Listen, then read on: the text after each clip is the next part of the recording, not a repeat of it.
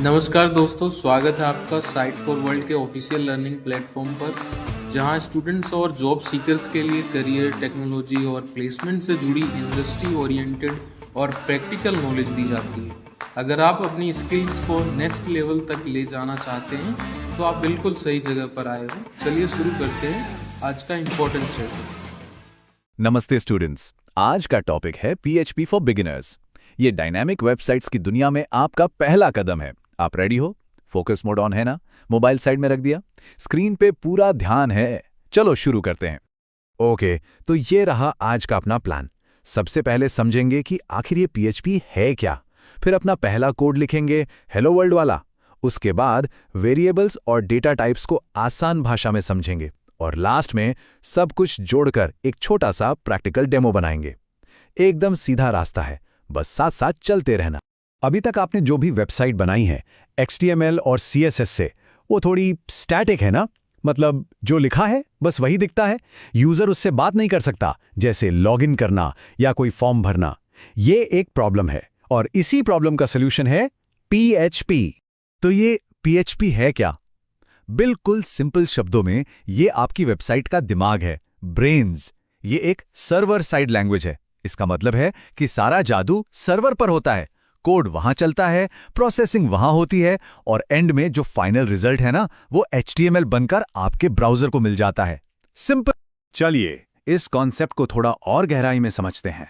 देखते हैं कि PHP आखिर वेबसाइट्स में वो जादू, वो इंटरैक्टिविटी लाता कैसे है। तो PHP कर क्या क्या सकता है? देखो, ये पेज का कंटेंट बदल सकता है, जैसे लॉगिन करने पर आपका नाम दिखाना। ये फॉर्म से डेटा ले सकता है, डेटाबेस में डेटा डाल सकता है, निकाल सकता है, बदल सकता है, जैसे कोई ऑनलाइन शॉपिंग साइट। ये डिसाइड कर सकता है कि कौन क्या देखेगा, जैसे एडमिन पैनल। और हाँ, डेटा को सिक्योर भी रखता है। लॉजिक समझ आ रहा है ना कि ये कितना पावरफुल है? तो इस स्टेप का पर्पस समझ आया। हम PHP इसलिए यूज कर रहे हैं ताकि हमारी वेबसाइट सिर्फ एक ऑनलाइन पैम्फलेट ना रह जाए। हमें एक ऐसी एप्लीकेशन बनानी है जिसके साथ लोग इंटरैक्ट कर सकें, और ये काम सिर्फ HTML नहीं कर सकता। ठीक है, समझ आ रहा है? बहुत थियरी हो गई। चलो अब असली काम करते हैं, थोड़ा कोड लिखते हैं। घबराना बिल्कुल नहीं, बहुत आसान होने वाला है। रेडी हो नेक्स्ट स्टेप के लिए? चलो अपना पहला PHP स्क्रिप्ट लिखते हैं। ये देखो, बस ये एक लाइन, और ये अपने आप में एक पूरा PHP प्रोग्राम है। हर PHP स्क्रिप्ट ?PHP से शुरू होता है और इसके अंदर एको कमांड का मतलब है भाई स्क्रीन पर हेलो वर्ल्ड प्रिंट कर दो, बस इतना ही। इस कोड में दो चीजें गांठ बांध लो। पहला, एको कमांड स्क्रीन पर कुछ भी दिखाने के लिए, और दूसरा ये सेमीकोलन। सेमीकोलन ये बहुत जरूरी है। इसके बिना PHP बुरा मान जाता है, एरर दे देता है। ये बताता है कि यहां एक इंस्ट्रक्शन खत्म हो गई, इसे कभी मत भूलना। सुनो, सिर्फ देखने से कोडिंग नहीं आती। अभी इसी वक्त वीडियो को पॉज करो, अपना कोड एडिटर खोलो, इस लाइन को टाइप करो और चला कर देखो। प्रैक्टिकल करना जरूरी है। चलो ट्राई करो। बढ़िया, आई होप आपने ट्राई किया होगा। अब अगले कॉन्सेप्ट पर चलते हैं। हमें कोड में इंफॉर्मेशन स्टोर करनी पड़ती है। उसके लिए हम यूज करते हैं वेरिएबल्स। वेरिएबल को समझो एक खाली डब्बा, सिंपल, एक कंटेनर जिसके अंदर हम कोई भी इंफॉर्मेशन डाल सकते हैं, किसी का नाम, उम्र, कोई भी नंबर।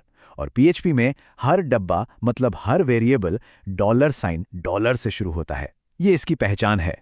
वेरिएबल बनाना बहुत सिंपल है, बस 3 स्टेप्स। पहला, $, लगाओ। दूसरा, उस डिब्बे को एक नाम दो, जैसे नेम। और तीसरा, इक्वल्स टू साइन का यूज करके उसमें कोई वैल्यू डाल दो, जैसे अमित। और हाँ, आखिर में सेमीकोलन। सिंपल। एग्जाम्पल देखो, $name इक्वल्स टू अमित। बन गया वेरिएबल। लॉजिक क्लियर हुआ? हमने बस एक कंटेनर बनाया, उस पे एक नाम का स्टिकर लगाया और उसके अंदर एक वैल्यू डाल दी। इतना ही है। सिर्फ देख तो नहीं रहे हो ना, समझ भी रहे हो? अच्छा, अब हर डिब्बे में अलग अलग तरह का सामान रखते हैं ना, वैसे ही वेरिएबल्स में भी अलग अलग टाइप की इंफॉर्मेशन स्टोर होती है। इन्हें हम कहते हैं डेटा टाइप्स। अभी के लिए 3 बेसिक डेटा टाइप्स देखते हैं। पहला है स्ट्रिंग, यानी कोई भी टेक्स्ट, इसे हमेशा डबल कोट्स के अंदर लिखते हैं। दूसरा है इंटीजर, यानी कोई भी पूरा नंबर, बिना डेसिमल वाला, जैसे आपकी एज। और तीसरा है फ्लोट, यानी डेसिमल पॉइंट वाला नंबर, जैसे किसी चीज का प्राइस। ये बहुत ही ज़रूरी कॉन्सेप्ट है। Trainer mode on. अगर कल को इंटरव्यू में आपसे पूछा गया कि स्ट्रिंग और इंटीजर में क्या फ़र्क है, तो क्या आप अच्छे से समझा पाओगे? इसको हल्के में मत लेना। इस टेबल को एक बार फिर ध्यान से देखो।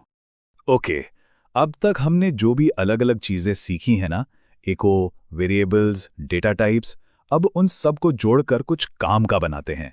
चलिए एक डिजिटल इन्फो कार्ड बनाते हैं। अब ध्यान से देखना, इसको प्रैक्टिकली कैसे करते हैं। स्टेप बाय स्टेप चलेंगे। सबसे पहले स्टेप 1, हम अपनी सारी इंफॉर्मेशन अलग अलग वेरिएबल्स में स्टोर करेंगे।